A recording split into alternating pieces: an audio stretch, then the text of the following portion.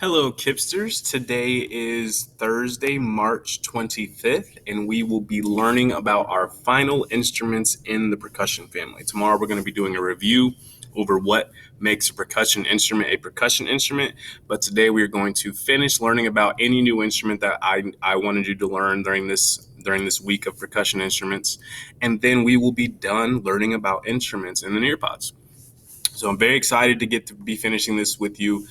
Very excited to have introduced some of you or most of you to all these instruments, whether they're in the percussion, string, woodwind, or brass family. I also am going to leave up these lessons for a week, possibly, just right before spring break, so that you guys, if you wanted to, or if you have the time to go back through those lessons and watch those videos again, or maybe if you missed one, pick up that day. But for now, this is the last video we will be learning about any instrument. And then from here on out, it will be just strictly review for the instrument families. Okay. So moving on, if you're following in the Nearpod, make sure you are always on the same screen as I am, so that we can be reading the same screen and you can be following along and answering the questions when they do come up. The first instruments we're going to talk about are the auxiliary percussion. Now, this is not a specific instrument. This is a group of instruments, a specific group of instruments that necessarily don't have a family or a general concept. These are just basically noise-making instruments. We're going to read about it and see a few here in this lesson. So, the auxiliary percussion. All non-pitch percussion instruments are grouped into the auxiliary percussion subsection. So anything that's non-pitched, anything that doesn't make an actual note when you play it, is considered auxiliary percussion. So, for instance, maracas. You know what maracas are? Those little shakers that they use in Latino music. Maracas would be considered auxiliary percussion because there's no pitch to that sound when you shake a maraca. There's just like maraca shaking sound. So that is not a pitched sound. It is a sound, but it doesn't have a specific note. So you would put that in the auxiliary percussion section. And this includes an enormous variety of instruments. Also, the snare drum is considered a percussion auxiliary instrument, but a snare drum is its own instrument, right? There are multiple types of snare drums, but more precisely, there's cymbals, which we'll learn about as well. Bells, like there's in the picture you can see like a row of bells over there, and a lot of bells are pitched, like actual hand bells, but these specific bells are talking about the ones that you hit with a stick. Shakers, like I was talking about, marimba or maracas, sorry, and then whistles. And if you shake it, scrape it, hit it, clap it, or smack it, it's probably considered auxiliary percussion. So this idea of auxiliary percussion has a wide range of instruments included in it. I'm going to watch a video here showcasing some auxiliary instruments and some wind instruments, I will say, but a lot of these instruments are very cool. The sounds they make are very interesting. I hope you enjoy this video that I have provided. I'm here in my studio, and I'm going to be doing something a little bit different. So I've given myself a challenge in this World Drum Club episode. What I'm going to be doing for you guys and in front of you guys live is creating a soundtrack or soundscape using a few of these exotic percussion instruments. So what I'm going to do is create a landscape that sounds like there's wind, maybe some rain, maybe some little critters, and then if I'm happy with that, I'll move on and I'll put some melodic instruments on it. What I'm going to be using for this is a rain stick. So I got this guy. And then to add to the rain sound, I've got some tiny seed pods. I might use the bottle caps. It's not so much like rain, but it's a nice sound. And then I've got heavier rain, another seed pod rattle. I also might throw in the shaker if I want later on. And then for the wind, I'm going to be using primarily these two whistles. And look at this whistle. This is a handmade whistle I got in Mexico. And it sounds like this. And then I've got this little guy, which is like a little eagle head. Look at that. or some kind of falcon. And he's got a pretty awesome sound, so you'll be surprised when you hear this one. And I've got this, which I may use. This is also an instrument I got in Mexico. This is a handmade thunder tube. So we'll see if there's a place for that in our recording. And then I've got a couple Native American flutes. I've got a beautiful kalimba or mbira. This is called the mbira, made by Lucinda Esselin. Can't get these anymore. This is an electric instrument, very beautiful. And I've got a few other little surprises here. So I'm going to put on my headphones, and this is going to be totally live. I'm using the Roland RC505 loop station for this. And here we go.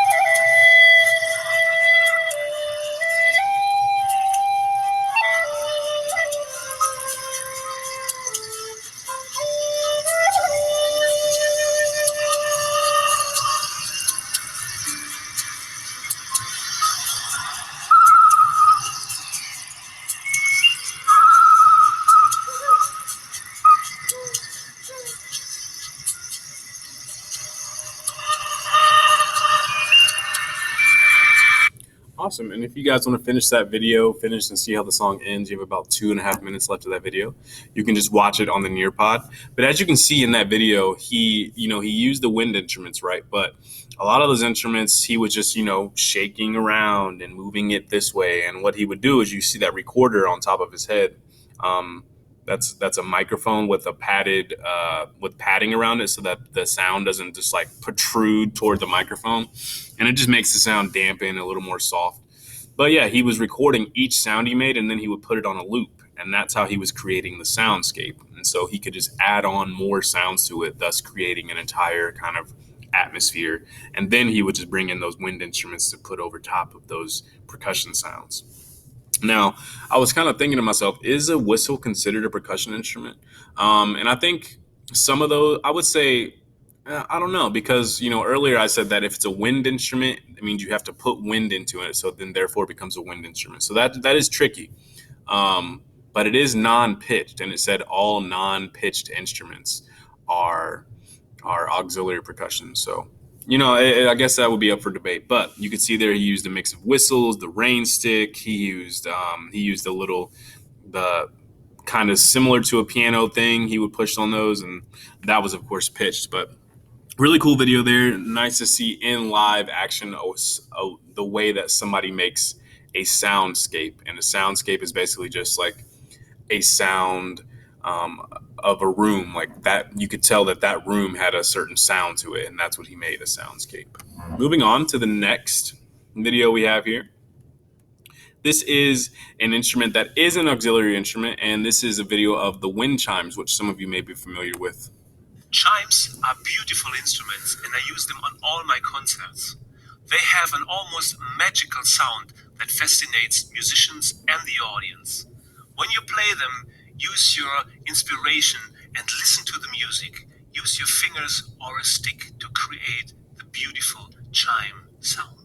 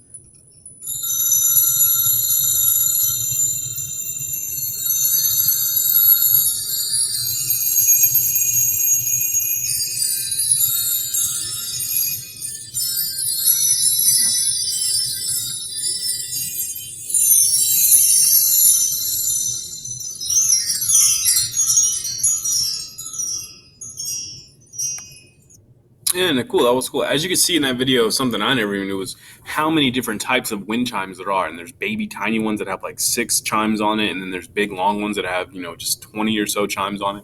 And then you saw he was playing with his hand, backwards hand, front hand. He would play like in between like 4 or 5 of them to get a specific sound. He would play with a stick or a little handle or a little stick metal stick thing so that he could twirl it around in one part or go down the whole thing with this hand while going there. It's a really cool instrument there, chimes. Those are pitched, but it's so like tiny and so quick when you play them that you don't really call it a pitched instrument. It's just more like a sound that happens. All right, and I'm sure you've heard like in Disney music though, like there's like a fairy that comes, and usually that's what the sound comes when a fairy's in the screen. A little wind chime comes through, and you might have a wind chime hanging on your own porch. They're a very, very versatile instrument. The next instrument we have here, let's see how much time we have left, is the cymbals. Cymbals are a common percussion instrument and consist of thin, normally round plates of various metallic alloys. The majority of cymbals are of indefinite pitch, although small disc-shaped cymbals based on ancient designs sound a definite note, and these are called crotales. Cymbals are used in many ensembles ranging from the orchestra, percussion ensemble, jazz bands, heavy metal bands, and marching groups. I'm going to show you a video of some percussion or some cymbals.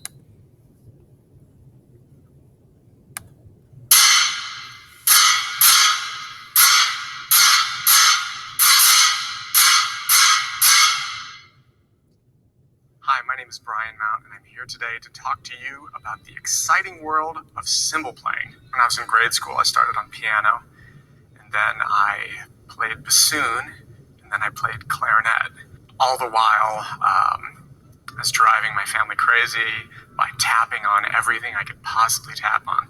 So I started playing percussion in 8th grade, and everybody said, right, okay, that makes sense for him.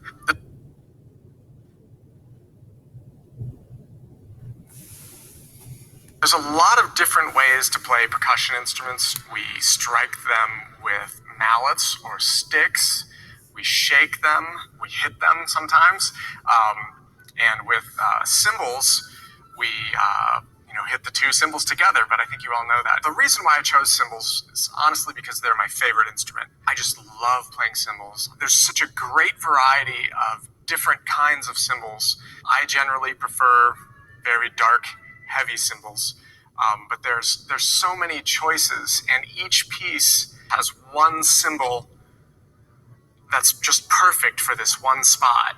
The thing that I probably like the most is when the orchestra builds up to this crazy emotional moment, and there's really nothing more that can be added except this big monster cymbal crash.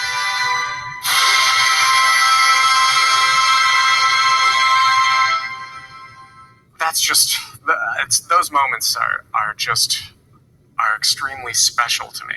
So now here I have an even bigger pair of cymbals. I have a 22-inch pair of cymbals. There you can see them.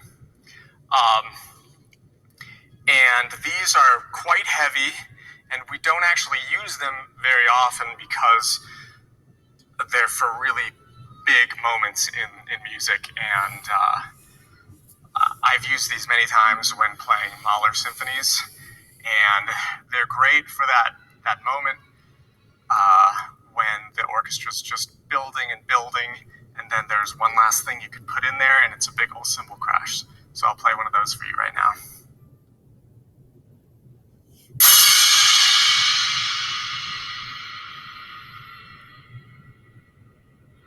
See the cymbal just waving from the impact still. I just want to thank you so much for coming to the orchestra's website. Awesome. Cymbals are a very cool instrument. I do enjoy, especially in marching bands, cymbals are kind of featured sometimes. So you'll see a feature of a cymbal line, a bunch of different cymbal players will be doing cool tricks with their cymbals, spinning them around and stuff like that. So very cool instrument. Of the instruments that we learned, I'm going to read them all. Which instrument in the percussion family would you like to play? Or would you like to learn how to play? We have the drum set, which we didn't really learn about, but we saw a video of it. We have the bass drum, which is the big bass-sounding drum. The snare drum, which is the main drum most drummers know or have heard about. Cymbals, you just saw a video for it. Timpani, the four pitched drums that you sit and you play with mallets, and you can change the actual notes of the timpani. The bongos, remember the bongos were the two tiny drums right next to each other. The conga, which was the drum that was a little bit longer and had the metal rods that would hold it in. We have the djembe, which remember I showed you guys the djembe yesterday. And then the wind chimes, which is that instrument that we just saw in the video as well. So of those instruments, which instrument would you like to learn how to play? Maybe a few more seconds to decide, and then I will pick my instrument that I would really like to be good at.